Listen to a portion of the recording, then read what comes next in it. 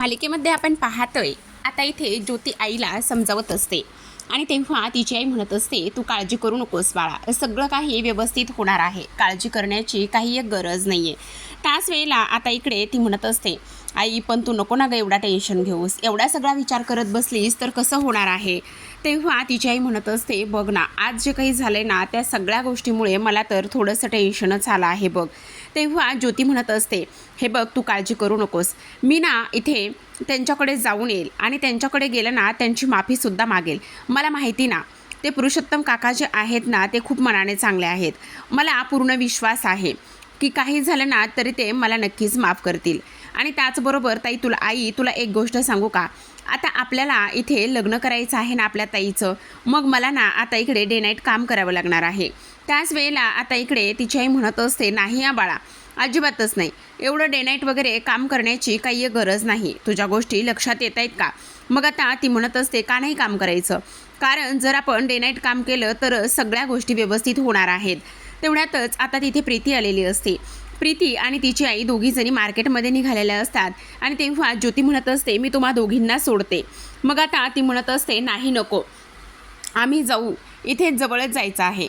दुसऱ्या बाजूला सुलोचना ही प्रवास करत असताना वाटेतच गाडी थांबायला सांगते आणि तेव्हा समोर तिला इकडे एक आराधीन मावशी दिसतात आणि त्यांच्या हातामध्ये देवीचा मुखवटा असतो, हातात परडी असते आणि त्या तेव्हा तिला म्हणत असतात, खरं तर बाई तू जरा चिंतेत दिसतीस.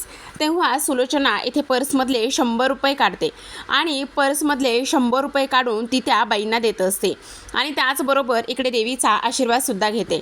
आणि त्याच वेळेला आता इकडे त्या म्हणत असतात, तुमच्या गोष्ट लक्षात येते का, इथे तुमच्या दारामध्ये आता इकडे हे जे काही सावट आहे ना दुःखाचं ते चालतच येणार आहे, त्यामुळे तुम्हाला काळजी घ्यावी लागणार आहे. रक्ताचे पाय इकडे आता रक्ताचे पाय जे आहेत ना ते माखलेले असणार आहेत आणि म्हणूनच तुम्हाला सावध राहण्याची फार जास्त गरज आहे. त्याच वेळेला आता इकडे सुलोचना पटकन गाडीमध्ये जाऊन बसत असते. आता सुलोचना गाडीत जाऊन बसते तर इकडे दुसऱ्या बाजूला आता इकडे एक बाई मार्केटमध्ये भांडण करत असतात. तेवढ्यातच ती प्रीती पाहते आणि खरं तर त्या बाईची चूक असते आणि पाहिल्यानंतर आता प्रीती म्हणत असते, अहो मावशी तुम्ही काय करताय, सर्वस्वी तुमची चूक आहे आणि तुमची चूक असूनसुद्धा तुम्ही अशा पद्धतीने कसं काय वागू शकता तेच मला काही कळत नाही.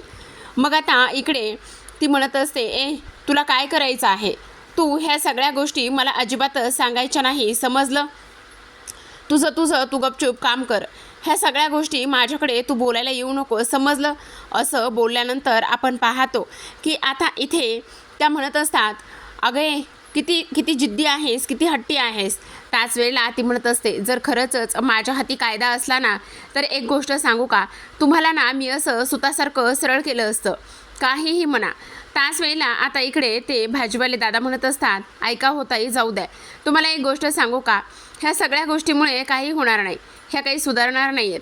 मग आता प्रीती म्हणत असते, तुम्हासारख्या लोकांना ना पैशाचा फार माज आहे आणि म्हणूनच तुम्ही अशा पद्धतीने वागताय. तेवढ्यातच आता तिथे सुलोचना आलेली असते आणि प्रीतीचं आणि हे सगळं काही बोलणं ती ऐकते. आता हे सगळं काही बोलणं ऐकल्यानंतर आपण पाहतो दुसऱ्या बाजूला पुरुषोत्तम दुकानामध्ये असतात. पुरुषोत्तम दुकानामध्ये असताना त्यांना त्याच सगळ्या गोष्टी आठवत असतात. जेव्हा त्या गोष्टी आठवतात तेव्हा मात्र इकडे सुभद्राने कशा पद्धतीने अपमान केला, काय झालं हे सगळं काही आठवू लागलेलं असतं आणि त्याच वेळेला त्यांना गरगरल्यासारखं होतं. मग आता इथे ज्योती हे सगळं काही पाहत असतो, दीप हे सगळं काही पाहत असतो आणि दीपने पाहिल्याबरोबर तिथल्याच एका दादांना सांगतो, बाबांना कसं तरी होतंय, प्लीज तुम्ही जाऊन बाबांची काळजी घ्याल ना. मग आता इकडे धावतच ते जातात आणि त्यांना विचारतात. तेवढ्यातच तिथे आता ज्योती आलेली असते, कारण ज्योतीला आता इकडे पुरुषोत्तमची माफी मागायची असते म्हणून ती आलेली असते. मग आता ती येते आणि म्हणत असते, काका. तेव्हा ते म्हणत असतात, ऐक ना बाळा, तुला जे काही हवं आहे ना ते तुला तिकडे ते दादा दाखवतील. मग आता ती म्हणत असते, नाही काका, मला खरं तर तुमच्याशी बोलायचं आहे. मग आता इथे पुरुषोत्तम उठून उभे राहतात आणि लगेचच तिच्यासमोर हात जोडत असतात आणि म्हणत असतात, मला माफ कर बाळा. हे बघ, खरं सांगू का तुला, सगळ्यात महत्त्वाची गोष्ट म्हणजे जे काही झाले ना त्या सगळ्या गोष्टीमुळे मी तुझी माफी मागतो. तेव्हा आता इकडे ज्योती म्हणत असते, काका तुम्ही मला प्रत्येक वेळी भेटलाय, प्रत्येक वेळी भेटून तुम्ही माझ्यासमोर हातच जोडले आहेत, पण आज मी खरं तर तुमची झाल्या गोष्टीबद्दल माफी मागायला आली आहे, खरंच माफ करा. ह्या सगळ्या गोष्टी बोलल्यानंतर आपण पाहतो की आता इकडे दुसऱ्या बाजूला दीप बाहेर आलेला असतो आणि दीप बाहेर आल्यानंतर आता इकडे तो म्हणत असतो, खरं तर मला असं वाटलं होतं की ह्या मुलीला फक्त भांडताच येतं, पण ही मुलगी तर इकडे कोणासमोर तरी हात जोडूसुद्धा शकत आहे आणि त्याचबरोबर कोणाची माफीसुद्धा मागू शकते. मग आता तो बाहेर येतो आणि जिथे ज्योतीची रिक्षा लागलेली असते त्या रिक्षाला रेलून उभा राहिलेला असतो. तेवढ्यातच आता ती म्हणत असते, काय करतोयस तू? ही माझी रिक्षा आहे आणि माझ्या रिक्षाला हात लावायची तुझी हिंमत कशी झाली? त्याच वेळेला तो म्हणत असतो, अगं तुझ्या रिक्षाला हात लावायची हिंमत कशी झाली हे तू बोलत आहेस, पण आत्ता तू ज्या दुकानात गेली होतीस ना ते दुकान माझं आहे हे तू विसरली आहेस का? आता इकडे दोघांचे थोडेसे भांडणं सुरू असतात. मग आता शेवटी ती त्याला बाय करून तिथून निघून जात असते. मग तो म्हणत असतो, जा बाई मीटर तर चालू कर. आता ती तर निघून जाते. तर इकडे दुसऱ्या बाजूला आपण पाहतो सुलोचना धावतच घरी येते आणि दादा दादा करत ओरडत असते. तेव्हा इकडे तो म्हणत असतो, अगं जरा सावकाश सावकाश, काय झाले, दम घे जरा. तेव्हा ती म्हणत असते, ऐक ना, आपण इकडे हे जे काही स्थळ आणलेलं आहे ना प्रीतीचं, ते स्थळ इथे नको आहे. काही जरी झालं ना तरी आपण स्वराजसाठी दुसरी मुलगी बघूया. तेव्हा ते म्हणत असतात, अगं काय झालं, असं का म्हणत आहेस? नाही, मला एक गोष्ट सांग, आपण तिच्यासोबत लग्न करायचं ठरवलंय फक्त स्वराज म्हटला म्हणून ना, आपल्याला तिच्याबद्दल काही माहिती ना काहीच नाही, मग तिच्यासोबतच लग्न नको लावायला, मला हेच वाटतंय. त्याच वेळेला आता इकडे ते म्हणत असतात, अगं वेडी आहेस का? आता असं कसं नाही लावायचं? तिची बहीण आज माझ्या इथे माफी मागायला आली होती.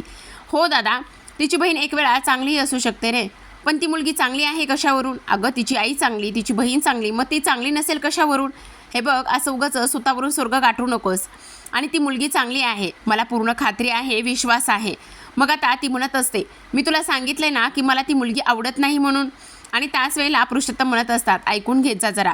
हे बघ, आता तू नाही म्हणतीस, पण ह्यामागे काय कारण आहे नाही म्हणायला? हे बघ, असं पर्सनल कोणावरही काढायचं नाही, तेच मी तुला सांगण्याचा प्रयत्न करतोय. आणि म्हणूनच मी तुला सांगतोय की इकडे त्या दोघांचं लग्न लावून देऊयात. आणि तेव्हा ती म्हणत असते, पण मला त्याची काळजी आहे ना. मग आता पुरुषोत्तम तिला म्हणत असतात, आई एवढी तर काळजी नाही करू शकत ना तू त्याची आई नाही आहेस. असं म्हटल्याबरोबर आता इकडे सुलोचनाला थोडासा धक्का बसलेला असतो.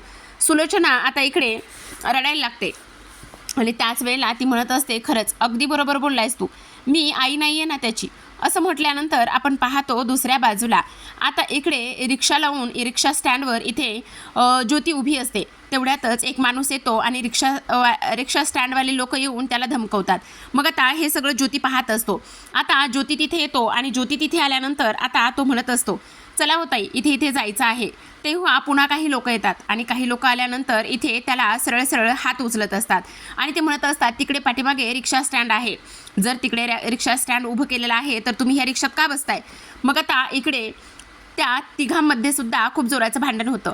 आता तिघांमध्ये सुद्धा खूप जोराचं भांडण झाल्यानंतर आपण पाहतो की इकडे हे सगळं आणि सगळं फक्त ज्योतीला इकडे त्रास होऊ नये म्हणून दीपने त्या गुंडांसोबत मारामारी केलेली असते. आता हे सगळं काही ज्योती पाहत असते. तिला तर खूप मोठा धक्का बसतो की हा मुलगा नेमका आहे कोण आणि त्याचबरोबर हा माझ्यासाठी भांडणं का करतोय, मला न्याय मिळवून देण्यासाठी हा एवढा झटतोय का? ह्या सगळ्या गोष्टींचा आता इकडे ती विचार करत असते. तर आता शेवटी प्रेक्षकांनो इथे आपण पाहतो की दीपने इथे ज्योतीला न्याय मिळवून दिलेला असतो आणि त्यानंतर रिक्षात बसून तिला म्हटलेलं असतो की चला तुम्ही अजिबात काळजी करू नका, पण ज्योतीने मात्र त्याला